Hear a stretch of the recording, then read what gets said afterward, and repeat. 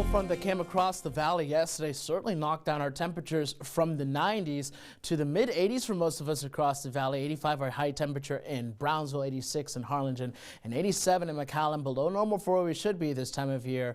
But we're going to start to see a few things changing as we go into not just tomorrow, but the next 7 days as a whole. Temperatures have cooled down even further now into the mid 70s, sitting at the 77 degrees by South Padre Island, Port Isabel, and Bayview, and 76 degrees by Weslaco and McAllen. 75 is our current temperature in Edinburg. Looking out from our DHR health camera in Edinburg, we're looking at calm conditions now. You can sort of call this the calm before the storm, because we are definitely going to see, as this next system moves its way further towards the south, it's going to kick up quite a few bit of issues for us as we go into our Sunday. Already starting so parts towards the Austin and San Antonio metro under a severe thunderstorm watch, and a few warnings are still into effect, and that could very well be our case for tomorrow. So we're going to talk about the severe weather that we are expecting for Sunday and the exact timing that we're looking at for these storms and the types of threats that we are tracking.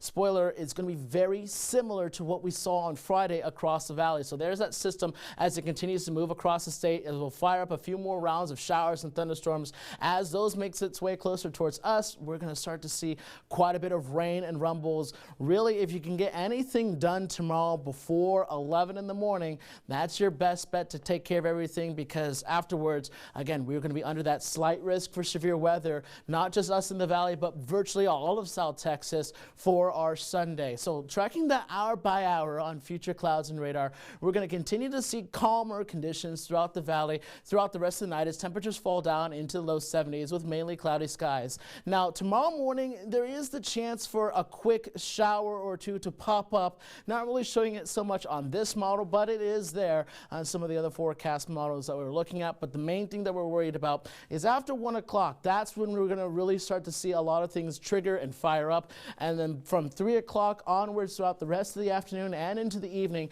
that's where we're going to see that line of storms pushing from the north down towards the south. Again, a similar pattern to what we saw from Friday's set of storms.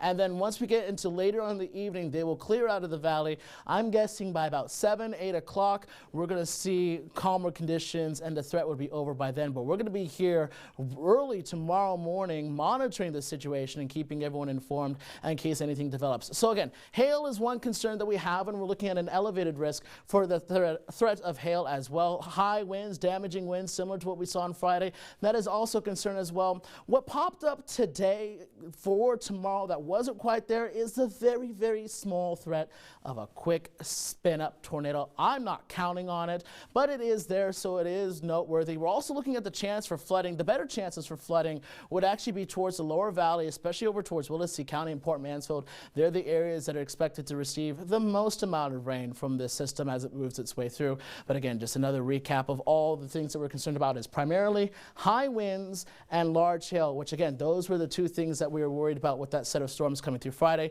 which is why it's always a good idea to make sure you have the Valley Storm Team weather app downloaded. It is free to download. I love that, free 99 from Apple and Android for the latest notifications right there in your pocket. Overnight lows tonight across the valley are expected to fall down to the low 70s with that chance of a quick shower or storm. Strong storms are virtually guaranteed for all of us across the valley, with some of those being severe at times. Temperatures making the way into the low to mid 80s. Then over the next 7 days, we'll stay in the low 80s for the first half of the week. Rain chances will go down, but then they go back up again as we track our next cold front coming through Wednesday to Thursday. Not looking at any severe chances yet with that one, but we will definitely keep you posted.